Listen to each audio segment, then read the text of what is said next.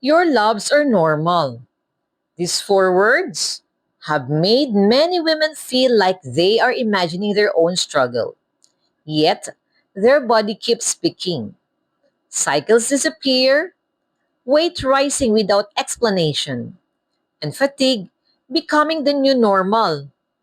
Trying everything but nothing seems to change. So, they start blaming themselves. But sometimes the truth is simple. Your body isn't lying. It may just be half tested. Not everything that shows up in the first test people run. And clarity changes everything because you deserve to understand your body before confusion turns into something bigger. If this speaks to you, comment clarity or send me a DM and let's start the Loves That Matter conversation. This is Nurse Falane saying, half tested women, loves that matter because awareness and hormone health matters a lot.